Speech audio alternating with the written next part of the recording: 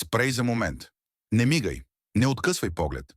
В мига, в който очите ти се спряха тук, древна божествена сила, нещо предопределено още преди сътворението на света, се пробуди.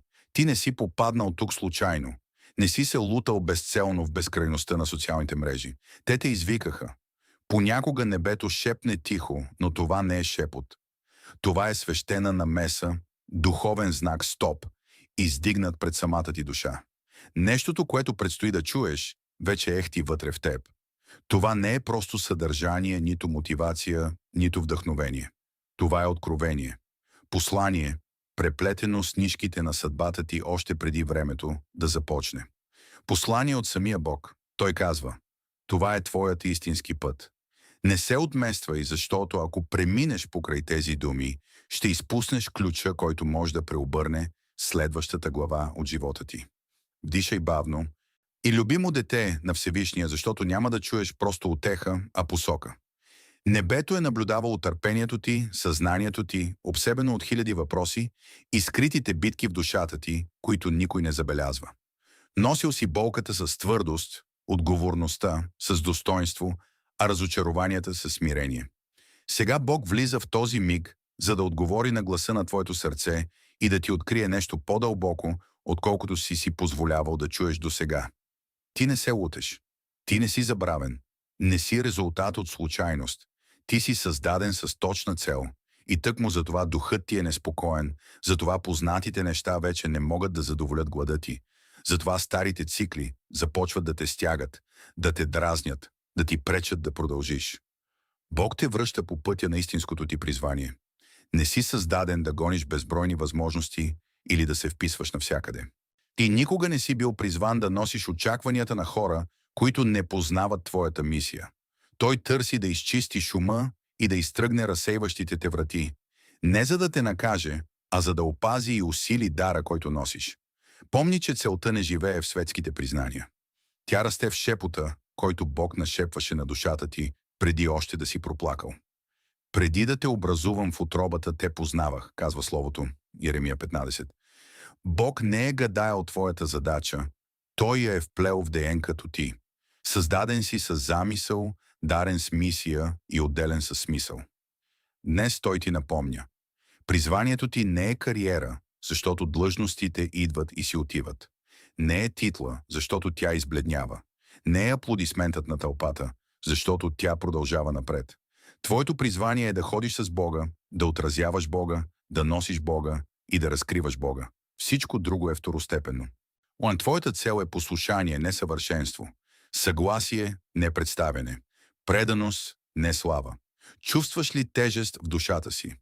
Напоследък някои места сякаш не ти подхождат, връзките те изтощават, а възможностите, които преди сияеха, изведнъж започнаха да се провалят. Не се случва случайно. Бог ти шепне: пренареждам живота ти, за да изпълниш онова предназначение, за което си родена.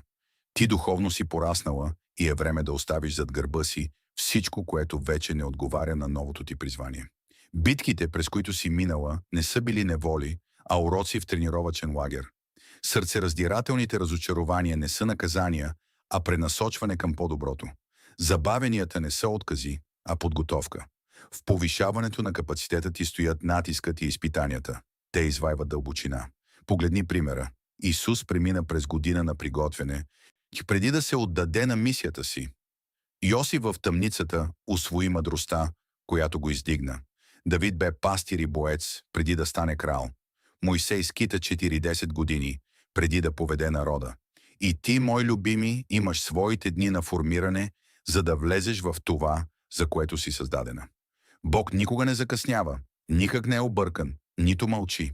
Той подрежда всеки елемент от живота ти по оригиналния проект, с който те е вдъхновил. Затова слушай, твоето призвание е да познаваш Бога в дълбочина, да му се доверяваш безусловно, да ходиш с Него всеки ден, да носиш Неговата светлина там, където настъпва мрак, да обичаш в свят, обхванат от страх, да отразяваш небето в свят на объркване. Живей различно, свети тихо, действай с убеждение, устоявай въпреки недоразуменията, слушай и когато не разбираш, вярвай и когато ти е страх. Това е цел, Това е призвание. Нека това е твоята мисия. Светът измерва успеха с постижения, боксен и лан с изравняване. Внимавай, той ще изтрие от пътя ти всичко, което те разсейва. Ще отвори пред теб онова, което резонира с теб, ще подсили връзките, които те крепят, и ще заглуши онова, което ти пречи. Някои хора ще избледнеят, желания ще се променят, мечти ще се трансформират, приоритети ще се преподредят. Не защото губиш нещо, а защото откриваш истинската си посока. Бог не те е призовал да бъдеш заета, а да бъдеш в пълно съзвучие с Него. А съзвучието носи яснота. Яснота – мир.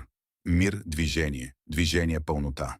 Идва момент, в който вече не гониш, не молиш, не насилваш, не се състезаваш, защото онова, което е твоята съдба, ще дойде с покой, а не с напрежение, с посока, а не с колебание.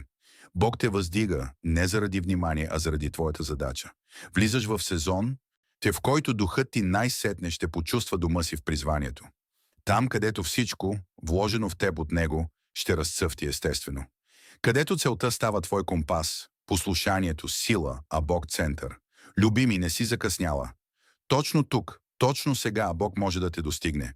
И небето ти говори: върни се към своето предназначение, върви към Него, живей в Него, защото за това си създадена. А сега в този финален миг си представи как посланието разтваря врати дълбоко в душата ти. Ако усещаш как в теб проблясва яснота и някъде отвътре тих глас прошепва: това е за мен, спри за секунда, поеми дълбоко въздух и напиши амин в коментарите. Не като празна формалност, а като истински знак, че сърцето ти казва: Боже, чувам те, приемам тези думи и съм готов да тръгна по пътя, който си ми отредил.